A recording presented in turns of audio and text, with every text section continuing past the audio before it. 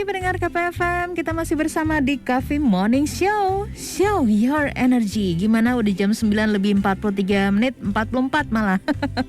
Dan pendengar KPFM, seperti Shirley janjikan di awal tadi bahwa hari ini setiap hari Rabu kita akan berbincang seputar investasi ya. Dan langsung Shirley terhubung dengan Mas Ryan Filbert, seorang praktisi inspirator investasi Indonesia, juga penulis puluhan buku bestseller nasional ya. Di mana hari ini kita akan membahas mengenai investor blueprint. Adakah peta sukses dalam berinvestasi? Oke. Mas Ryan, selamat pagi. Halo, selamat pagi Mbak. Mas Ryan, izin tolong di landscape dulu nih, bisa nggak Mas Ryan? Landscape ya, oke, bentar izin. Yes. Oke, Mas Peter. Oke. Ya, oke deh. Wih, sehat dan semangat ya Mas ya? Sehat, semangat. Ini mepet sekali karena mohon maaf, Jakarta sudah seperti sedia kala tingkat kepadatannya. Jadi memang perlu durasi yang lebih panjang ketika kita masih baru nyampe ke Jakarta. Iya. Waduh, jadi investasi ini mulai menggeliat juga begitu ya Mas Ryan ya? Bisa seperti itu juga kita memandangnya. Memang kalau kita bahas tadi ya dengan kata-kata investor blueprint, apakah ada peta ya? Sebenarnya kalau kita itu melakukan sesuatu tidak ada blueprintnya, tidak ada cetak birunya, maka apapun itu sebenarnya nggak bisa dibangun, Mbak. Contoh sederhana ya, kita bilang saya mau bangun rumah dong. Kalau kita bangun rumah itu nggak pakai suatu perencanaan, tidak ada cetak birunya, nggak ada blueprintnya, itu nanti WC-nya itu nggak tahu jadinya, bisa pintunya ada di kiri di kanan, kita nggak ada rencana sama sekali. Yang mau suruh bangun pun bingung. Kita misalnya panggil ya mana misalnya kontraktor atau tukang bangunan, ya tolong ya dibikinin WC, dia bikin WC versinya dia bisa jadi atau ternyata masuk. Yes, lanjut. Iya, bisa jadi ya biasa ini kalau misalnya pakai Zoom suka ada gangguan ya, mohon maaf ya. Iya, Mas. Jadi kalau misalnya kita itu melakukan sesuatu tanpa adanya peta birunya, maka itu akan sangat sulit untuk bisa mencapai kesuksesan. Nah, kalau kita tanyakan loh Mas Ryan, sekarang kita mau coba ngomong bagaimana dengan sudut pandangnya ketika kita berinvestasi mengenai kekayaan. Bisa nggak kita ini menjadi orang kaya? Karena ada banyak pemahaman yang sederhana begini, Pak. Kalau yang namanya orang itu sudah dalam keadaan nggak punya duit dari ketika dilahirkan, ataupun ketika itu memang keluarganya adalah keluarga miskin, katanya begitu, itu tidak bisa kaya. Menurut saya ya, saya malah lebih setuju dengan kata-kata mungkin dari Bill Gates sendiri, bahwa dia mengatakan bahwa kalau kita ini dilahirkan dalam keadaan miskin, itu mungkin bukan salah kita. Tapi kalau kita mati dalam kemiskinan, maka sebenarnya itu salah kita, murni salah kita. Seperti itu kira-kira. Nah, jadi sekarang ya, ketika kita mau menjadi orang yang sukses, bagaimana kita bisa memiliki uang? Bukan, pertama menurut saya itu bukan bicara mengenai seberapa banyak uang yang kita bisa dapatkan, tapi seberapa pintar kita bisa mengelola uang itu, seberapa pintar kita bisa mengolah uang yang kita dapatkan untuk bisa kita jadikan sesuatu. Mungkin kata-kata ini sempat beberapa kali saya baca ya di sosial media gitu, mengatakan bahwa iya sih, betul juga bahwa siapapun itu bisa memulai dengan sesuatu yang berbeda, dan memang kita bisa mendapatkan pilihan untuk menjadi sukses atau kaya, tapi tetap saja ada faktor-faktor tertentu yang mana kita tidak memulai dari start yang sama. Misalnya ternyata dia itu adalah anak direktur atau anak pemilik perusahaan besar. Itu memulainya jelas lebih berat kita, karena kita mungkin nggak punya, papa kita mungkin, ayah saya juga bukan seorang direktur dan juga bukan seorang pemilik perusahaan besar gitu. Tapi sebenarnya yang menjadi kata kunci ya, kalau dari saya itu, pertama adalah saya tetap mengatakan bahwa siapapun itu bisa menjadi orang kaya. Yang kedua, sebenarnya kunci daripada kesuksesan itu dasarnya untuk kita bisa mengelola uang yang kita dapatkan. Itu menurut saya adalah dari lingkaran kita, dari sosialisasi dari sosial sekitar kita. Pergaulan. Pertemanan kita. Banyak orang itu, betul, banyak orang itu yang berteman, bergaul dengan orang yang salah. Dan dia berada di lingkaran yang salah itu justru yang namanya orang kalau berada di lingkaran itu harusnya kan bisa menyerap sesuatu yang baik. Yes. Dan tentunya teman-teman kita nggak selalu memiliki cara berpikir yang baik. Nah, yang lucunya adalah pasti selain memiliki cara berpikir yang baik, juga memiliki pemikiran yang bagus dong. Iya, iya. Yang saya dapati menarik adalah orang lebih banyak bisa menyerap hal negatif orang lain dibanding bisa menyerap hal yang baik daripada teman di sekitar dia. Yang negatif malah lebih gampang gitu ya, lebih cepat. Betul. Nah, inilah yang akan jadi masalah. Jadi pertama, sebisa mungkin kalau kita itu berbicara untuk bagaimana cara meningkatkan pendapatan dan bagaimana cara bisa berinvestasi, ya jawabannya adalah ya bertemanlah dengan orang-orang yang memiliki pengetahuan investasi. Yes. Belajar dari sebuah komunitas yang memiliki pengetahuan mengenai investasi. Kenapa? Karena ketika pendapatan kita terima, selalu kita habiskan. Pendapatan kita terima, selalu kita habiskan. Itu nggak akan membuat kita menjadi kaya hari ini dan sepanjang masa. Karena yang namanya orang itu sebenarnya pasti dalam satu titik di dalam kehidupan dia pasti tidak akan bisa lagi mampu bekerja.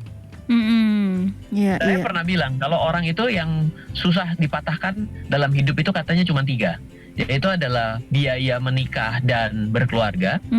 Yang kedua adalah biaya untuk memiliki sebuah aset berbentuk properti tempat tinggal yang dia tinggali. Yang ketiga adalah biaya untuk memiliki kendaraan. Menurut saya itu bukan suatu biaya yang penting amat. Yang lebih penting ada keempat yang orang suka lupa. Kenapa? Kok nggak penting, Ryan? Emang menikah nggak penting? Bukan itu. Maksud saya nggak penting-penting amat. Artinya 3 hal ini, tiga-tiganya tidak ada yang menjadi kewajiban loh. Apakah punya rumah adalah suatu hal yang benar dan salah? Menurut saya nggak juga. Tuh terbukti dari yang kemarin sempat rame di podcast dari Sofia Lacuba pun yang jauh lebih terkenal dari Anda dan saya tentunya. Itu ternyata nggak punya rumah. Lalu yang kedua, ternyata membeli kendaraan nggak menjadi sesuatu yang sifatnya adalah wajib. Kenapa? Coba kita pergi ke Singapura, kita pergi ke Jepang, kita pergi ke Hong Kong. Hong Kong lebih banyak kendaraan lebih, oke, tapi Hong Kong adalah suatu kota yang kecil sekali. Nah, jadi sebenarnya kalau kita lihat yang namanya membeli kendaraan bukan suatu hal yang sifatnya wajib. Nah, menikah juga ada orang yang tidak menikah sampai hari ini. Lah, artinya kan bukannya antara penting dan tidak, kita yang menyatakan itu penting dan tidak kan? Iya, relatif ya Mas ya, tapi tiap yang orang. satu ini adalah, betul. Yang terakhir ini adalah bagaimana caranya kita bisa punya uang ketika kita tidak lagi bekerja. Jadi, cetak biru yang ingin kita bahas pada pagi hari ini, saya akan kembali, karena kita sudah lompat-lompat gitu ya, saya akan coba kembali merunutkan.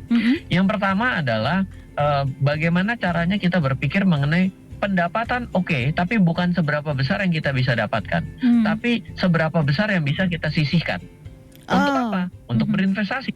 Yang kedua, kita tidak akan bisa memiliki cara atau gaya hidup yang baik dan benar, cara berinvestasi yang baik dan benar, dan kita tidak bisa memikirkan, memilih apapun investasi yang baik dan benar kalau kita berteman dengan orang yang tidak pernah berpikir mengenai investasi. Jadi kita perlu nih untuk punya lingkarannya yang baik, yaitu apa? Ya mengajarkan kita untuk bagaimana cara mengatur uang, jangan dihabiskan. Kalau misalnya ciri-ciri lingkaran Anda yang bermasalah dengan gampang saya katakan yang selalu memikirkan bagaimana cara ngabisin duit. Tapi nggak pernah mikirin bagaimana caranya membuat uang itu bisa diinvestasikan. Berarti itu lingkaran yang salah. Iya. Nah, yang ketiga, setelah kita berpikir dengan oke lah, saya tahu seperti yang tadi kita kemukakan Ryan, bahwa saya itu harus memiliki lingkaran yang baik, saya pendapatan. Lalu apalagi yang harus kita pikirkan? Menurut saya yang harus kita pikirkan adalah yang namanya investasi itu harus dimulai itu kapanpun. Jadi nggak ada yang namanya investasi itu ada waktu bahwa kalau sekarang kita tunda dulu investasi. Buat orang yang nggak ngerti, jangan ada kata tunda. Tapi Jadi saya ulang sekali lagi nih ya. Jadi ketika kita sudah berpikir bagaimana cara investasi ya, yang perlu kita ketahui adalah yang namanya investasi itu tidak bisa kata tunda. Buat orang yang tidak mengerti, justru terbalik nih, teorinya jadi terbalik. Orang yang tidak mengerti, seketika dia tahu bahwa dia rasanya perlu investasi, saat itu juga investasi. Jadi misalnya, saya kok tahu emas ya, ternyata emas bagus.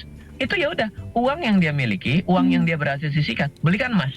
Ryan, saya tahu loh bahwa ini ada yang namanya peluang investasi saham. Ya udah, seketika dia tahu, seketika dia mulai. Kalau ternyata harganya lagi naik atau turun, nah kan, mulai tiba-tiba bukan jadi nggak ngerti tapi jadi sok tahu. Ini salah. Kenapa? Orang nggak ngerti itu berarti sebenarnya tidak pernah bisa membedakan harga murah dan mahal, betul nggak? Iya, betul Mas. Kalau dia ngerti ada harga yang lebih murah dari hari ini, berarti dia sudah mulai tahu, udah mulai ngerti dong. Nah, bagi orang yang sudah mulai berinvestasi dan dia itu mau mendapatkan suatu kesempatan untuk berinvestasi lebih bagus, sehingga dengan arti kata mendapatkan harga yang lebih murah, mendapatkan barang yang lebih banyak, itu investasilah ketika kondisi banyak berita buruk terjadi. Ini yang nggak biasa nih Mas. Iya, ini mulai dari teori yang nomor 3 ini udah mulai nggak ada yang biasa dari yang saya sebutkan. Kenapa begini? Banyak orang berinvestasi itu selalu menunggu waktu yang baik. Saya belum punya uang yang banyak. Saya tahu sih emas adalah investasi yang bagus. Saya tahu sih bahwa saham adalah investasi yang bagus. Tuh teman saya sukses dari saham. Oh, teman saya katanya investasi cryptocurrency itu bagus. Dia tunda aja. Kenapa? Yaudahlah, nanti kalau saya uangnya sudah banyak. Nah, ini salah. Kalau saya mau bilang adalah dalam keadaan kita itu mulai tahu, mulai langsung. Jadi nggak perlu kata tunggu. Loh, tapi Ryan, nah selanjutnya nih. Karena mulai kayak gitu pasti cara ketakutannya mudah ngerti. Saya kayaknya naik dan turun. Nah, ini kalau bicara mengenai harga naik dan turun, kalau mau kita lanjutkan, saya bilang cara untuk menyelesaikan masalah harga naik dan turun itu susah. Kenapa?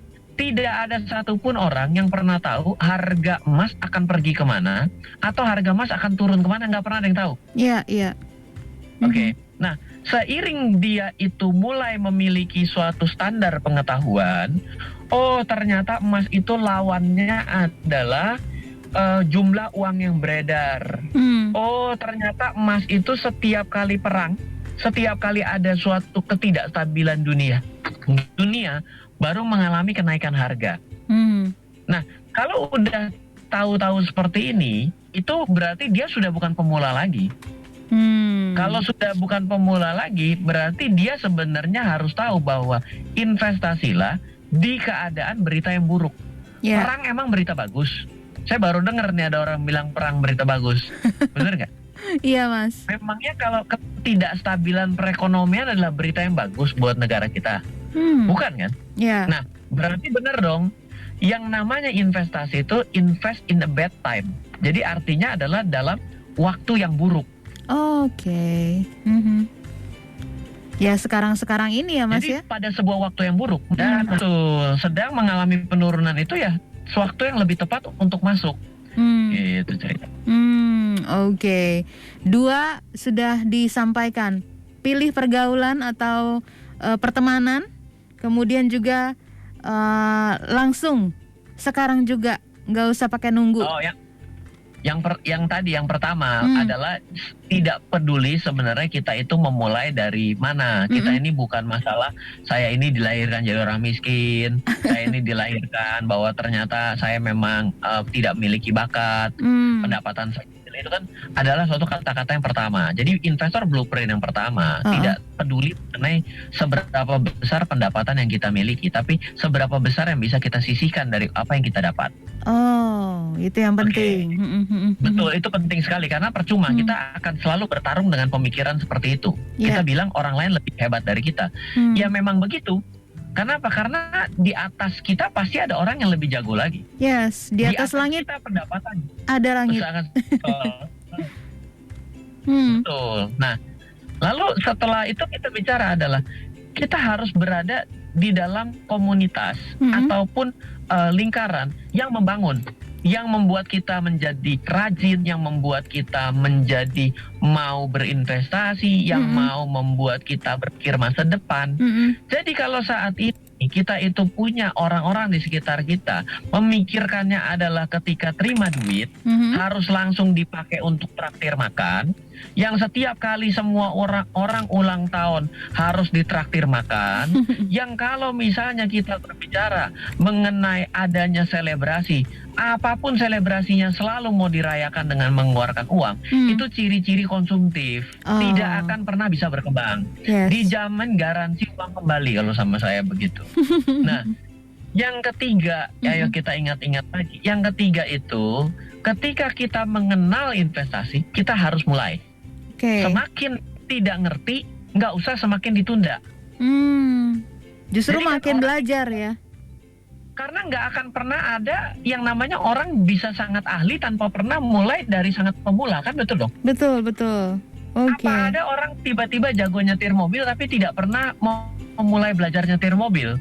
Jadi begitu duduk di kursi supir langsung bisa nyetir, mana ada? Iya. Dan apa ada orang yang nyetir tanpa pernah mengalami suatu masalah dalam dia nyetir? Nggak ada. Jadi pemahamannya tidak pernah cocok bahwa ketika kita memulai investasi, begitu kita kenal, semakin kita tidak mengerti saat itu memulai. Tapi tidak perlu dengan uang yang sangat banyak. Mulailah dari sesuatu yang sederhana. Oh, saya tahu minimum saham 100.000, ya mulai. Oh, saya tahu beli emas minimum 1 gram, ya mulai. Setelah dia membeli itu, dia akan memiliki suatu pemahaman-pemahaman lain. Wah, ternyata mahal ya membeli emas 1 gram. Lebih bagus 25 gram. Iya, tapi kan udah puluhan juta.